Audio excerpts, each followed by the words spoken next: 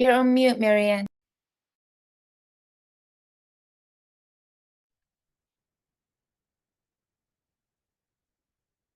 Take two. Welcome, everyone. Thank you for joining us for today's webinar, Nature Risk and Reporting, Utilizing TNFD in a Changing Disclosure Landscape. I'm Marianne Orman, Senior Director on Ceres Company Network team, and we have another timely conversation planned for you today. But first, let me cover a few logistics. So just want everyone to note that this session, except for the audience Q&A portion, is being recorded. But the recording will be made available on our website, Ceres website. We'll have time for audience Q&A later on in the agenda. So if you have any questions during the webinar that aren't covered, please enter those into the Q&A box anytime, and you can do so anonymously. That's down in the right-hand corner of your Zoom screen, and we'll address as many of those as we can during the Q&A session, as much as time allows. If you have trouble with audio or any technical issues, please just let us know using the chat function, and we'll try to help you troubleshoot. Next, I just want to take a moment and acknowledge that, as always, all Ceres meetings and events do not require any collaboration. We want to make sure that everyone understands that you're responsible for your own decision making and any actions related to your own production operations or other activities. So please just take a moment and review the disclaimer on your screen.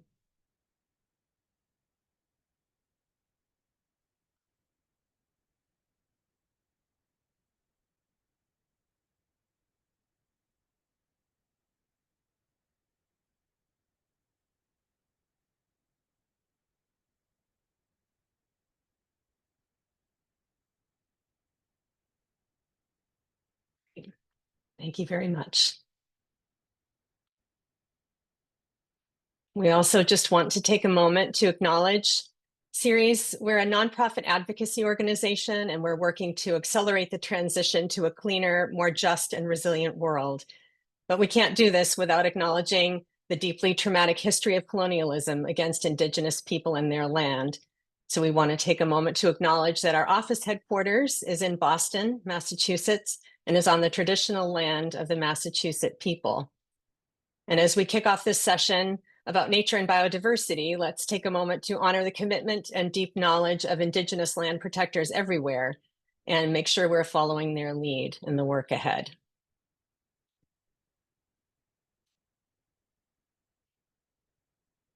Many of you I know are joining today because you know Ceres, and as I mentioned, our mission is certainly large, but we're working very closely with investors, companies, policymakers on issues that are important for all of those constituencies, and none may be more important than nature and biodiversity, especially at this critical moment. We really want to recognize that the global economy depends on nature and the services that it provides. So the work that we do supports investors and companies that are working to reverse nature and biodiversity loss. And we do that by trying to address key drivers. So what is behind nature loss and biodiversity loss? Issues such as deforestation, pollution, water scarcity, and climate change, and just really looking to safeguard a healthy planet for everyone. So here are just some examples of the work that's going on right now and what we're hearing from investors we work with. They're increasingly aware of the threat that nature and biodiversity loss poses to communities and to the economy as a whole.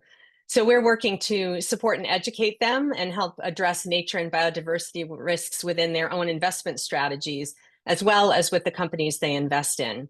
And you can see that clear interest from them through their participation in voluntary initiatives like Nature Action 100, Valuing Water Finance Initiative. Also, we support through the Food and Nature Working Group for investors, along with providing insights and expertise and data around deforestation and land conversion. Working with companies, the part of the organization I work with on Ceres Company Network, We're working with some of the largest companies to understand and reduce their impacts on natural ecosystems and help make the business case for addressing nature-related risks. The company network includes around 50 companies, large US-based companies that operate all over the world across 14 different sectors, especially ones I focus on quite a bit are ones that feel these risks and concerns every day: food and beverage, footwear and apparel. We also work with the tech sector, healthcare. Ceres is also, we're proud to be the US consultation group convener for TNFD. Part of the reason we feel it's so important to bring this content to you today. And we also offer working groups like Business for Sustainable and Resilient Agriculture, new ways for companies to come together and address these issues. Policy is a key area, we know, a key driver and opportunity. Investors and companies all know they need ambitious policies at all levels of government to meet their nature commitments and just for our future economic resilience. So we do work to mobilize investors and companies and engage with lawmakers and regulators to make the economic case for those policies, including topical ones right now, like the Farm Bill, the EU deforestation regulation, EUDR, many other areas that these issues are intersecting our work every day. But I'll say just what we're hearing from companies, we don't need to convince them that these issues, that the value of nature or the risks that are posed by some of these drivers like water pollution or deforestation are real or affecting their business. They're seeing it every day. And one of the challenges for our member companies is that while nature is important and they're working to act on it, they're needing to make a case to their leadership team to tackle what feels sometimes like another issue that can feel daunting, especially when compliance with disclosure regulation is taking up so much of their airtime. So it's clear from corporate sustainability and reporting teams, they want to focus on impact and not just disclosure. And we want to be able to share this conversation with you today to help you get there. If you are one of those companies or if you're an investor that cares about these issues, we see TNFD as a key tool to help make sure that we're not just focused on compliance, but on strategy and efficiency. So for those who are listening in today, we want you to be able to come away with the business case for voluntary disclosure in this rapidly changing regulatory landscape. And really, why should organizations prioritize nature now? And what's the value of taking a nature lens? And then how TNFD can help, as I was mentioning, not just to look at mandatory reporting requirements, but managing risks more effectively. So with all that, I'm really pleased to welcome 3 experts who live and breathe these topics every day to help us put nature disclosure in context of the current moment and help us take more meaningful action. So the format today will be my esteemed colleague, Jake Raskoff, who's our director of the Ceres Accelerator for Sustainable Capital Markets, will be an interviewer and diving in deeply with our 2 panelists, Jane Jecht, the director of Net Zero Finance at the We Mean Business Coalition. Glad to have you back, Jane. I know we've relied on your expertise quite a bit recently with all the changes in this landscape.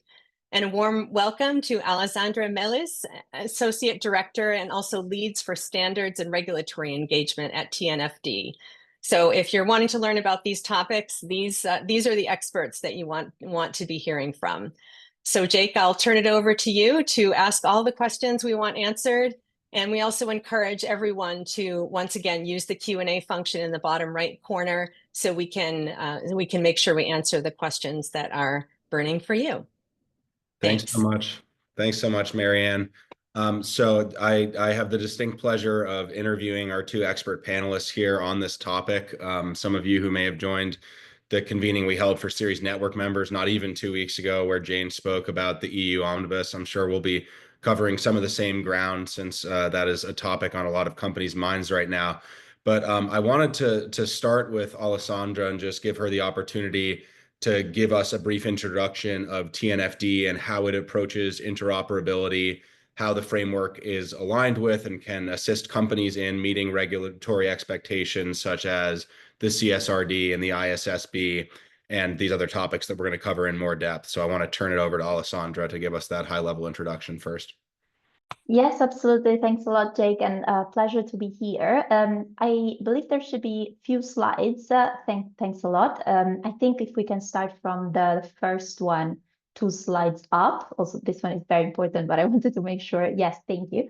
Just to give an overview of the TNFD. So the Task Force on Nature-Related Financial Disclosures was established in 2021 with the goal to create a risk management and disclosure framework for companies and financial institutions globally to identify, assess, and disclose nature-related dependencies, impacts, risks, and opportunities.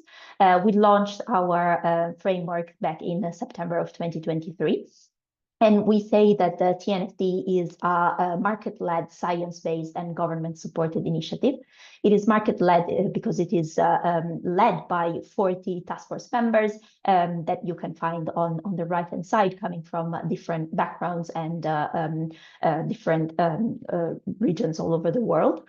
It is science-based as we lean on 20 of the world's leading scientific and standards bodies as our knowledge partners, and government supported as we were backed and supported by the G7 at our launch, but also we are present in the Sustainable Finance Roadmap of the G20 Sustainable Finance Working Group.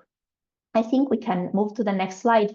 I think it's useful, especially for an audience that is used to the global architecture of corporate reporting of climate, to see the global architecture of corporate reporting for nature next to the one for climate. In fact, if we start from international and domestic policy goals, and in particular what is known as the goal, as the international target for climate, which is the Paris Agreement. Next to this, we see the emerging global biodiversity framework as the equivalent for nature. And these are setting the, let's say, global targets that then cascade into those voluntary frameworks that have emerged, especially for corporate reporting. In particular, of course, the Task Force on Climate-Related Financial Disclosure has been a very relevant voluntary framework for what relates to climate. And the TNFD is very similarly created, and we will see also when answering some of the next questions how the TNFD has learned and has built from the TCFD. So these are voluntary frameworks. They're not standards, but they influence corporate reporting standards at the international level, such as the GRI, and of course the IFRS with the International Sustainability Standard Board, but also at the jurisdiction level with this work on interoperability that is particularly relevant and central for the work of the TNFD. So we are able to exchanging with these partners, because both GRI and ISSB are knowledge partners of the TNFD, to influence also their thinking, so that the work of the TNFD is somehow reflected also in these global standards. Then, of course, these global standards are implemented into individual jurisdictions and market regulation. And then we also see individual jurisdictional regulations, such as the CSRD, we will talk about today, of course. And in this way, this is then coming down to the report preparers and users that are either mandated to report on these issues according to these jurisdictional level requirements, or they can also decide to voluntarily implement these frameworks, as you can see from the yellow arrow. So there is already the option to voluntarily adopt these voluntary disclosure frameworks, such as the TNFD, but also the science-based target network for what relates to target setting. I think if you can move to the next slide, I can show you in practice what we have done in terms of interoperability and alignment with these very important standards and regulations. As mentioned, all of these very important actors are knowledge partners of the TNFD. In particular, we are partners with EFRAG, who is the technical group that has actually issued the European Sustainability Reporting Standards, so the standards that are implementing the CSRD. And we have also published a set of a correspondence mapping where we show how the TNFD aligns, the disclosure recommendations, but also the metrics of the TNFD align with those of the European Sustainability Reporting Standards. And we have also published a set of key messages showing how those organizations that are already reporting, because mandated by the CSRD to reporting according to the ESRS, can make use of this information also to already be adopting the TNFD, because those information are basically equivalent. Plus, there are other aspects that are relevant, such as the fact that the European Sustainability Reporting Standards mention the TNFD LEAP approach, so our guidance on the identification, assessment, and management of nature-related issues. But on top of that, of course, we also show the data point level correspondence of the two. We have done very similar work with the GRI, so with the international standards of the GRI focused on impact, and with all of those standards that are relevant for nature, not only the biodiversity one. And we are also very closely working with the ISSB ever since they announced, of course, that they were going to work on potential new standard, also a research project on biodiversity ecosystems and ecosystem services, saying that they would have built on the work of the TNFD, and we continue to work with them also in the phase 2 of their research project. And of course, we also work with CDP, with their latest questionnaires that are currently partially aligned with the TNFD and will be fully aligned in the future. So we continue to work with them on this. All of this comes together with the idea of this use of cross-reference tables that I'm happy to also talk about a bit more later, but the idea that companies do not have to do a double reporting. They can use the reports that they currently have in accordance, for example, to the CSRD, and just show how this information cross-references back to the disclosure recommendations of the TNFD to signal how they have in this way adopted the TNFD itself. I think I'll stop here, Jake. Thanks so much, Alessandra. So that was a great overview. And, stemming from the discussion of these various frameworks, I want to turn to Jane and just ask for a high-level overview of kind of the state of play on mandatory disclosure frameworks globally. Obviously, within the United States, the SEC's climate disclosure rule has been stayed pending the outcome of litigation. It'll likely be rescinded by the current SEC. So what we're operating under in the United States at the moment is kind of state-level disclosure requirements, such as the laws that have been enacted in California and introduced in other blue states. But obviously, there is a lot more action globally, both with the EU CSRD and uptake of the ISSB standards. So I want to give Jane an opportunity to give us the high-level overview, and then I'll ask some more specific questions about where we stand in the EU omnibus process. Yeah, thank you so much. It is true that the TNFD, of course, is mentioned within the CSRD. It is also so that just because it is mentioned, it doesn't mean that all the companies necessarily have to report on it, because the cornerstone of the CSRD is the materiality assessment. So if a topic is not material to a company, then they are not to report on it. On the other side, if it is material, then they should, then they must report on it. And it will also have to be assured. So that is a difference. For instance, if you see something like GRI or other voluntary standards, you can say there is a more free play where there is not this necessary harder, stringent way of looking at, do we really need to have to report on this? So there is a difference. And one of the differences is also that the CSRD require that the company also take this link to the financial report. So the impact from nature and that potential impact on the financials will have to be considered. Companies are not very good at it yet, but they practice, and we see some who are better at it than others. But this is important for the investors, of course, because they need to know what is the financial impact of climate change on this company, because that is important for the investors. When we talk about ISSB currently only covers climate.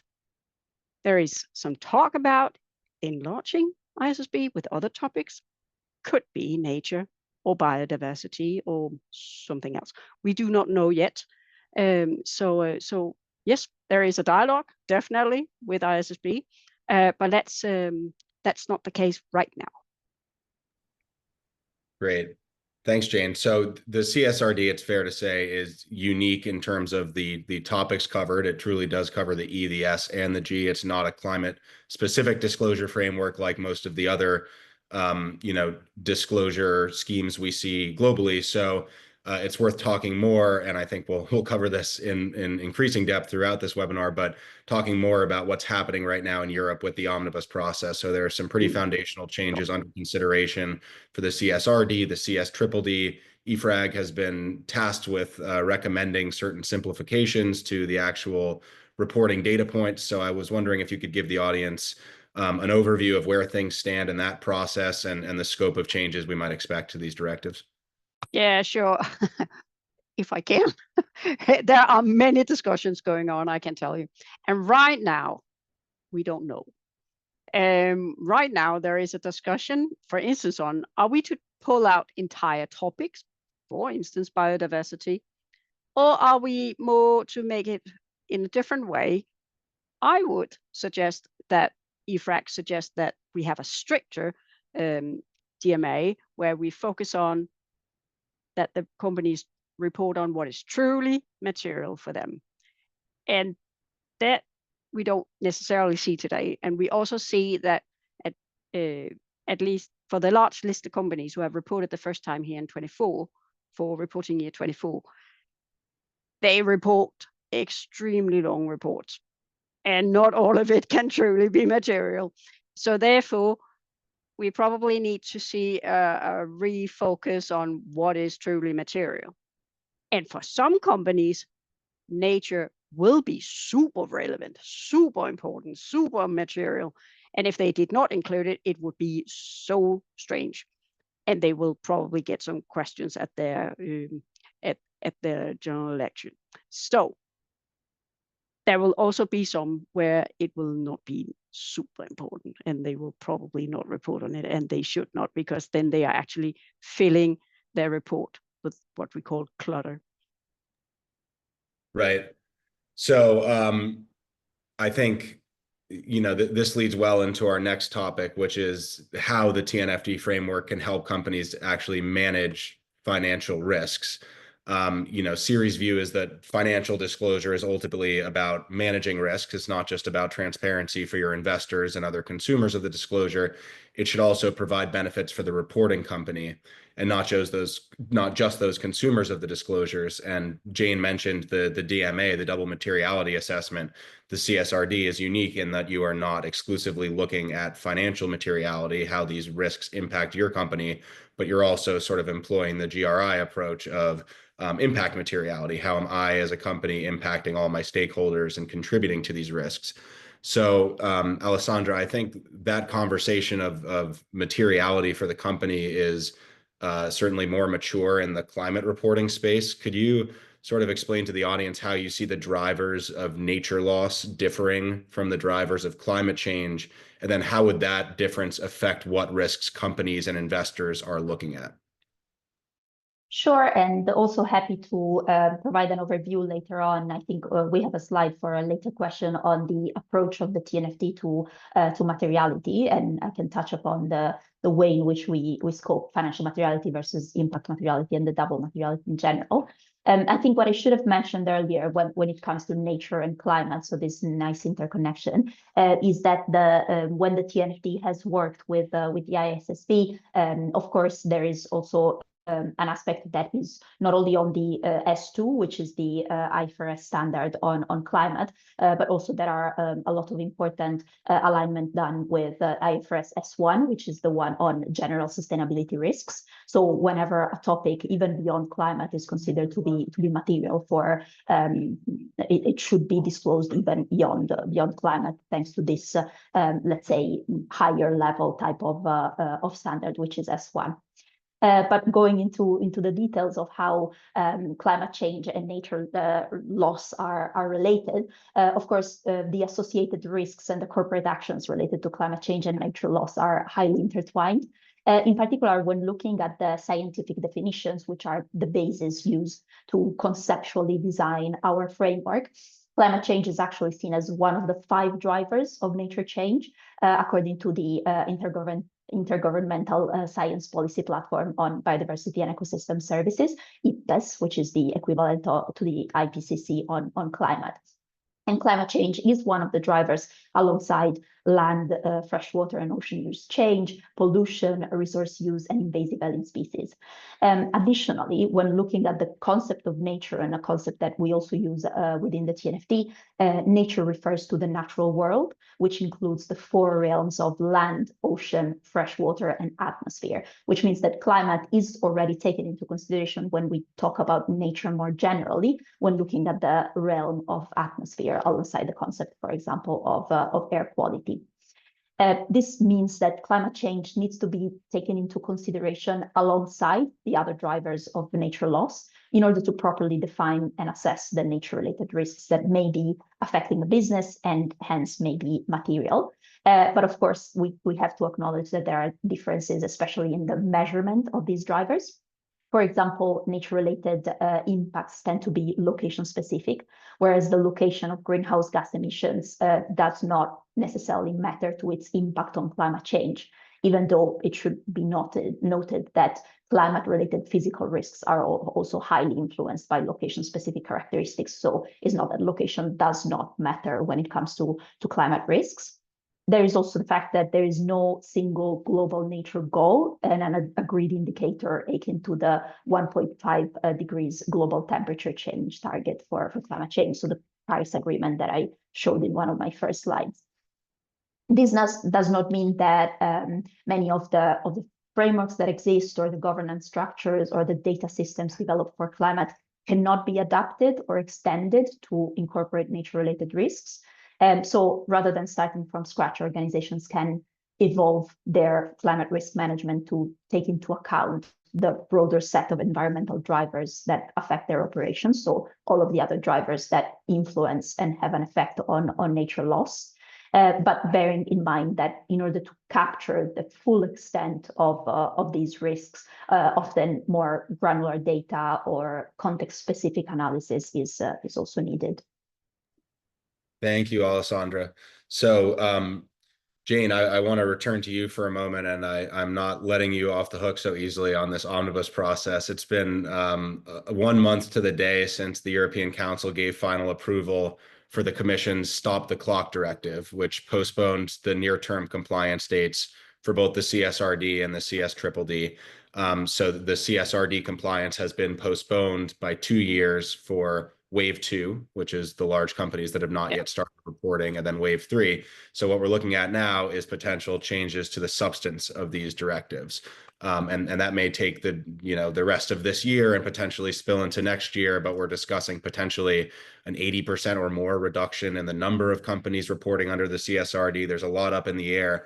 When we talk about sort of what approach they might take to actually cutting the reporting categories, are there topics for which data points and reporting obligations are more at risk, are more likely to be scaled back, more immature reporting areas maybe, where we might see nature and biodiversity related data points scaled back? Or I know that you were advocating more of a change to the materiality assessment process and sort of easing the reporting burden for companies through that lens, rather than taking like a wholesale approach to cutting out specific data points. So could you give us some insight into how EFRAG is approaching those recommendations as to whether certain cuts should be made to data points or whether the materiality assessment process should be modified? And then I'll return to Alessandra for more of a discussion about the materiality of nature-related risks.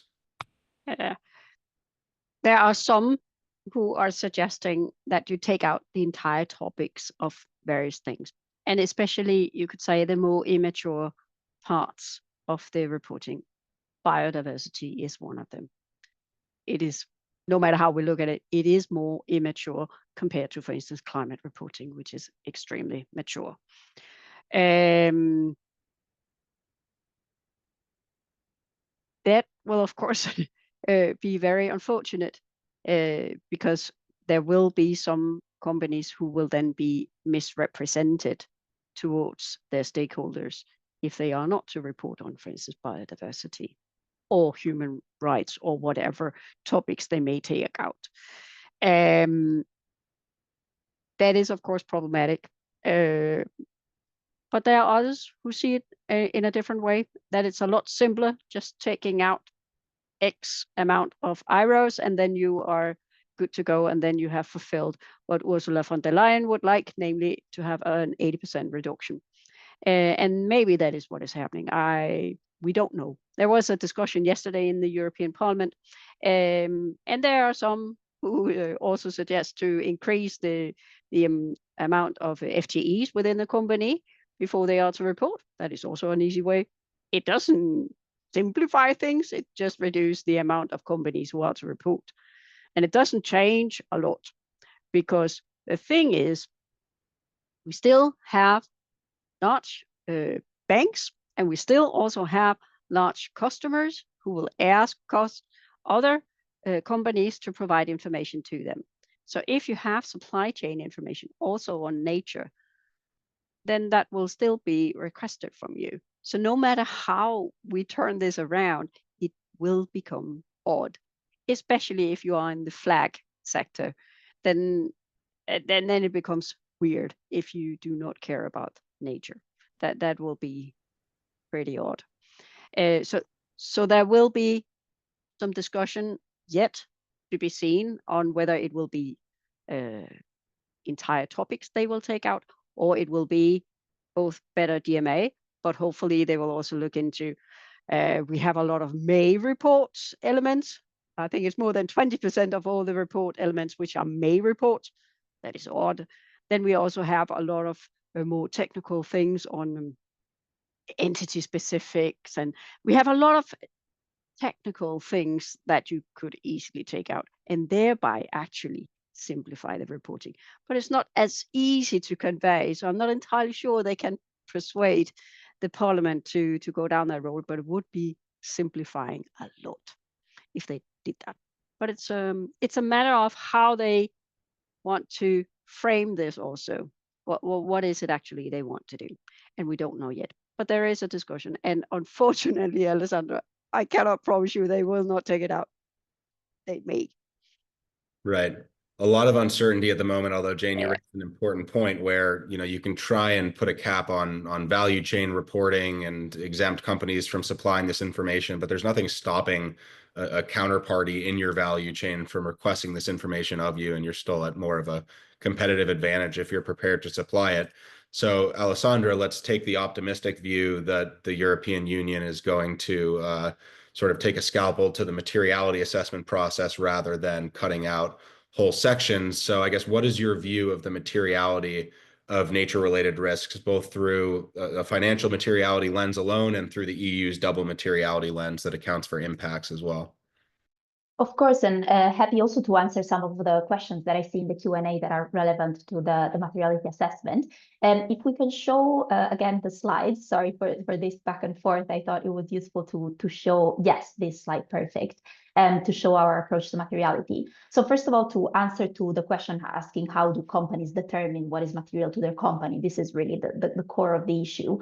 The materiality assessment is that process that companies use in order to identify what are those relevant issues that we call in the TNFD issues that are relevant for their organization or for other, in the sense of what is relevant for investors to see, if you look at that financial materiality lens, or other types of stakeholders that may be focused instead on impacts, which is what we refer to as impact materiality.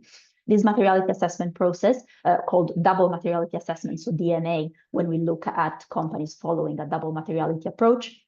But in general, this materiality assessment process can be followed in different ways. Some companies rely heavily on what they call stakeholder interviews and stakeholder engagement, which can be with both internal or external stakeholders. And they usually pair these with some very detailed measurement assessments, ways in which they can actually measure, for example, the impacts that they have on the environment, and also then the risks that these impacts or these dependencies can have on their business.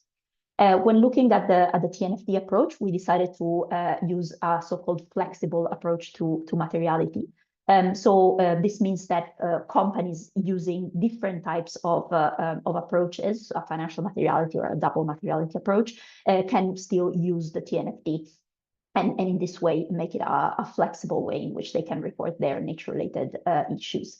In particular, the TNFD provides as a minimum that companies should follow a financial materiality approach, which is the materiality approach that discloses the information that are relevant for investors. And for this, we follow the definition of the ISSB of material information for investors. But on top of this, for those companies that either choose to do so or are mandated to do so because they are in a jurisdiction, for example, that is subject to the CSRD, they can add the other layer of impact materiality and herewith disclose according to a double materiality assessment. And for the impact materiality definition, we follow the definition of the GRI and the definition of the ESRS, which are, of course, highly aligned. Another important thing to stress is that, first of all, within our guidance called the LEAP approach, which is a guidance effectively on materiality assessment, so for companies to understand what are their material information that they should disclose, we also make this flexible so that a company can answer to the financial materiality test and or the impact materiality test in order to then follow a double materiality approach. The second thing that I would like to stress is that whenever you talk about financial materiality, this does not mean that you should only focus about risks to the business and disregard those that are, for example, the impacts on nature or the dependencies that you have on nature, because risks and also opportunities originate from these impacts and dependencies. So it's very important that a company and a corporate or financial institution takes into account the measurement of how the extent to which they have an impact on nature or they are dependent on nature in order to then understand those risks that are originated from this. So also according to a financial materiality approach, they have to take into consideration also these other issues. Thank you, Alessandra. And we did have, we're going to sort of zoom in from the high level regulatory discussion to more of an individual company perspective here. And we've had some questions in the Q&A about materiality, one of which is if the double materiality assessment in the EU indicates that biodiversity is not material for your company, is that suspicious? And I guess we'll start with you, Jane, since you've been looking at individual companies' disclosures and sort of the early adopters of the CSRD in that first wave. So I guess if you could talk about some specific examples you've seen, that would be great. Yeah, thank you. Actually, if it's not material, then don't include it. Full stop. No matter how nice it is to write about, no matter how lovely or beautiful pictures you can put in, don't. If it's not material, then it's not material, and you will have issues with your auditor if you do it. So don't do that. So that's one thing. But you could also ask yourselves, why would you report on something that nobody cares about? That is not wise. So one thing you should know about the double materiality assessment, then the impact materiality also impacts sometimes nature, and nature does not necessarily say a lot.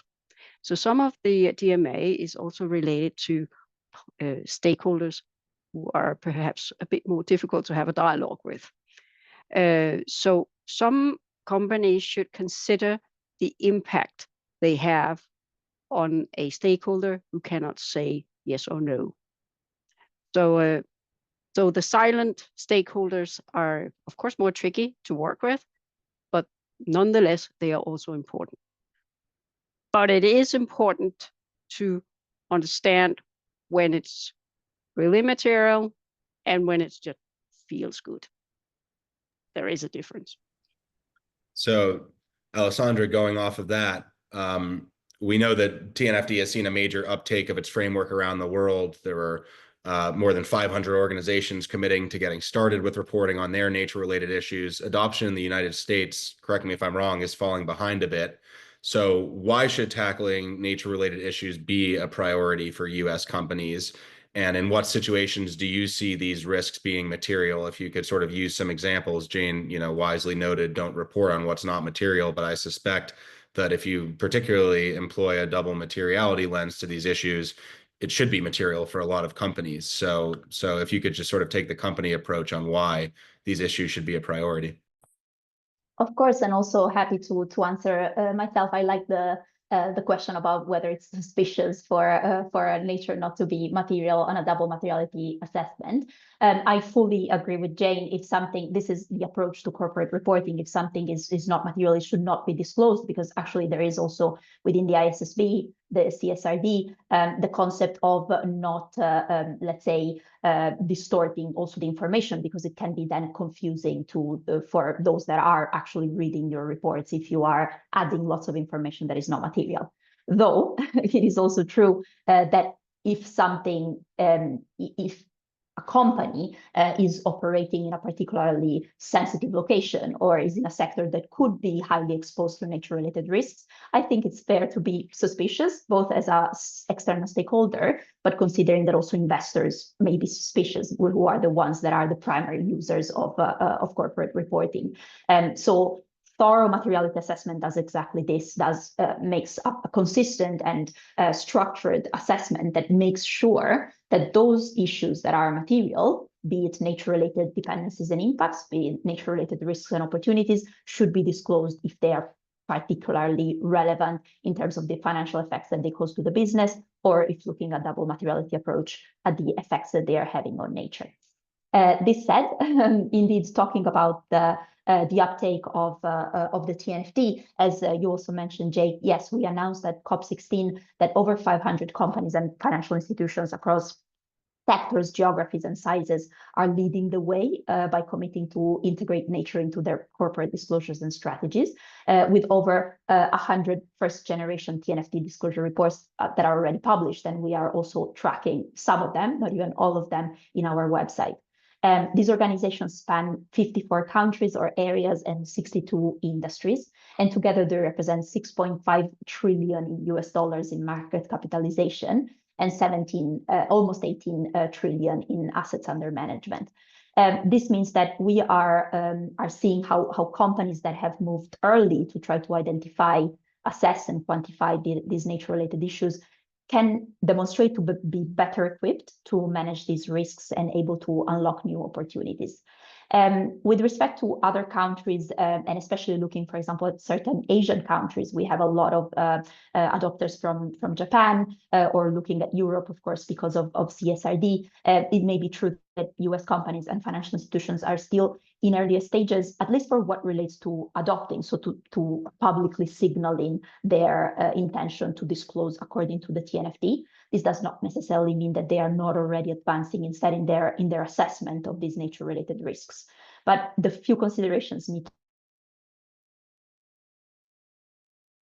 of identifying and assessing nature-related dependencies, impacts, risks, and opportunities. First of all, the fact that business continuity relies on nature. So industries across all sectors, from agriculture to pharmaceuticals, depend on ecosystem services. And this is the concept of dependency that I also mentioned a few times, and are for this reason exposed to disruptions if nature is indeed degraded. And then there is the concept, of course, of risk management that you also mentioned, the fact that physical and transition risks associated with climate change and the associated nature loss are interconnected, and for this reason they are accelerating. So assessing these issues is now essential for risk management. And there is also the concept of increasing regulation and reporting requirements. So regulatory development are rising, and there are rising expectations from policymakers, investors, but also stakeholders on nature. A clear example is what we are currently seeing. We don't yet have a standard on nature coming from the ISSB. We are in the process of defining what the ISSB would like to do on nature, but is one thing that, for example, is happening. And directly related to this, as I mentioned, there is the aspect of investors. There may be investors that are, for example, based in Europe that have some requirements in asking the companies that they're invested in to disclose on this information. So there might be also something related to investor demands. Thank you, Alessandra. So a few directions we could take this based on those comments. I guess we'll start by discussing those early adopter companies we mentioned. Jane, We Mean Business released a great report on the first wave of early adopters of CSRD, and you're now looking at the first compliance wave, the so-called wave one of companies subject in the first reporting year. Can you give some examples of best practices you've seen in that first wave of reporting, or I guess conversely, some practices that companies may want to avoid? Yeah, I can. I have seen some companies report and refer to TNFD. And some of the more interesting ones could be, for instance, L'Oréal. That is, they make a very interesting report. Then I've seen Total. They also make some on TNFD. We also see Michelin, and perhaps also Inditex. They also make some interesting reports. There are many who does interesting things on this. What is characteristics for all of these so far are that it's very qualitative, not very quantitative, and it's definitely not monetized yet. And if it's supposed to be useful for the investors, it will have to be quantified, it will have to be monetized, so that the investors can actually see, okay, you are exposed to nature change. What does that actually mean? And when will it hit you? That is needed. So we are in the early stages of nature reporting and the connection to the financial reporting. I'm sure we will get there, because there are some good initiatives in really big companies who try to do really well, but there are also a bit a way to go still. So, but there are definitely interesting reporting solutions out there. Thanks, Jane. So, Alessandra, and this is also a question we got from the audience, what would you say makes a TNFD report truly stand out from a best practice perspective, and what are some of the key elements or metrics to look out for there? Yeah, I think what is first of all very important to say when we look at TNFD reports and TNFD adopters in general is that by no means becoming an adopter means disclosing according to all of the 14 disclosure recommendations of the TNFD. It's really, first of all, it's a voluntary framework and is not mandated, but also it's also important to stress that companies can start from those disclosure recommendations on which, for example, they already gathered similar information. For example, from the TCFD. So this is a first introductory point that is important to make. In terms of what makes it stand out, I would say that it's useful to look at the processes that companies have followed. We have all of our disclosure pillar very similar to the one of the TCFD that is around risk management, but also impact management processes.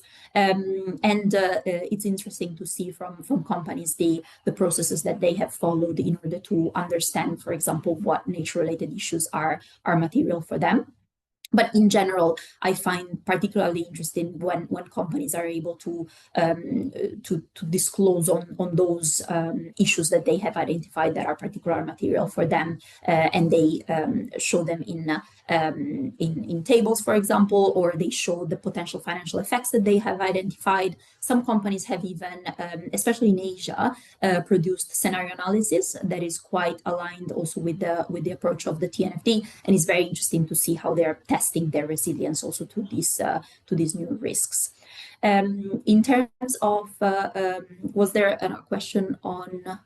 Sorry, was this on how they stand out? And that's it. Was there? Yeah, I think that's a great answer to how sort of best practices feed into the TNFD disclosure. So I want to also ask a related question from the audience, which is, what are the requirements for stakeholder engagement within TNFD disclosure? And can a company use the same stakeholder engagement process for nature as it might for climate topics under CSRD? So I'll start with you, Alessandra, and then if Jane has anything to add. Yeah, great question. So requirements in the sense of recommendations, of course, the TNFD doesn't have requirements on stakeholder engagement. I think we can look at these in two different ways. The TNFD gives great importance to stakeholder engagement in what we call our governance C disclosure recommendation, which is the one that is focused on the interests of stakeholders that are affected by the operations and the value chain in general of a company. And those are very much related also in our our correspondence mapping, you can find, and if the presentation will be shared, there are the links also to our correspondence mapping with CSRD, with the SRS. So it is very aligned with the concept of affected or interested stakeholders that also the European Sustainability Reporting Standards mention. So the importance to take into consideration the interest, for example, of indigenous people and local communities. So these are very similar to what the CSRD takes into account. There is then also the stakeholder engagement in the sense of the stakeholder interviews that companies have as part of the double materiality assessment. I would say that this is an interesting aspect in our view, and also in the view of the European Sustainability Reporting Standards. These stakeholder interviews also need to be complemented by some measurement level. So, for example, making use of ecological data in order to measure your impacts on nature. So in this sense, there is also a nice alignment in the way that stakeholders are involved between TNFD and CSRD. Great. Jane, anything to add on stakeholder engagement?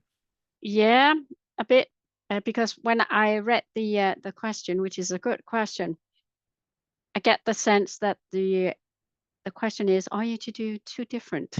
And that is not the case. You are only to make one. The crux of making a good materiality assessment is to identify who are the real stakeholders here.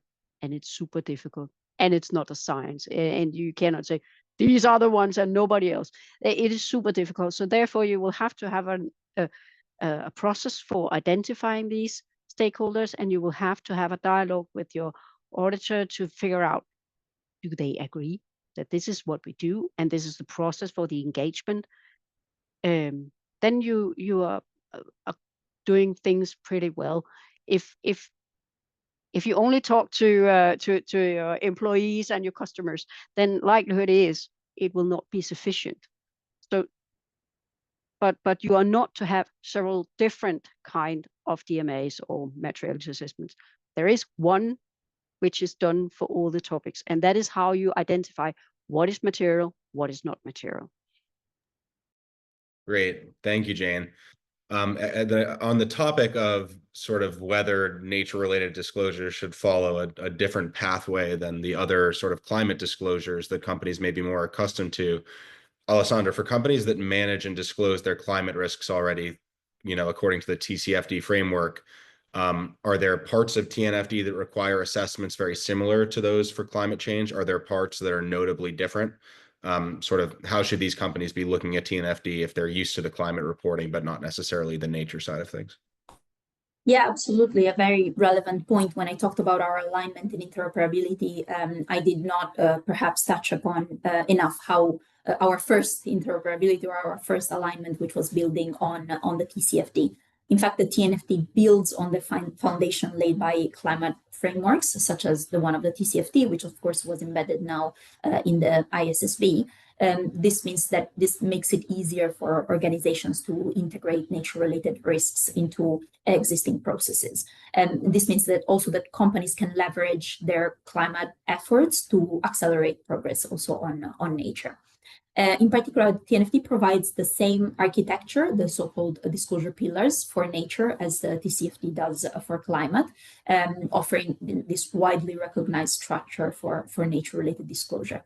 Examples of parts that can be leveraged from the TCFD includes, for example, all of the qualitative and narrative types of recommendations of the TCFD, such as the one on governance, where companies can report on their governance structure for wider sustainability issues, so not only related to climate. But specifically for financial institutions, what is interesting is that nature-related risk assessment tend to start with sector-focused portfolio assessment, so-called heat maps that split, let's say, their portfolio in the sectors that financial institutions may be exposed to, before diving deeper into specific sensitive sectors. And this is very similar to what has been done for climate risk, for example. One difference instead that we can identify is, for example, on scenario analysis, for the reasons outlined above that I mentioned above on the differences between the drivers and the location specificity and the lack of one single unit of measure, nature-related scenario methodologies are still nascent, even though we are collaborating with partners that are advancing also on this. But yes, to sum up, as said earlier, of course, climate change is a driver of nature loss, and nature loss is also a driver of greenhouse gas emissions. So these are what we call a climate-nature nexus. These topics are very interconnected. And physical risks arising from climate change are often related to nature-related risks. So it's important to have this broader and interconnected view also when doing this assessment. Great. Thank you, Alessandra. Jane, feel free to add anything onto that. There was also an audience question asking you to restate the good examples you mentioned earlier of CSRD disclosures that included nature-related aspects. I caught L'Oreal and Total. I'm not sure what the others were. It was Inditex and Michelin. Great. Thank you. Yeah. I would not say necessarily they are good, but they are interesting. That's different. Okay. I'm not saying they are performing super duper. That is not what I'm saying. I'm saying that reporting is about this is interesting and unusual, and we haven't seen that necessarily many times before.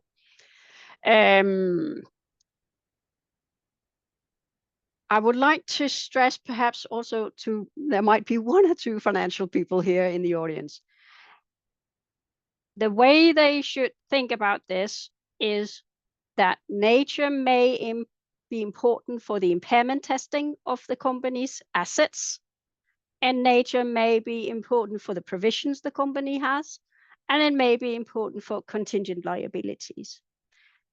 And therefore, is it important that when you make this DMA, that you also involve your financial colleagues?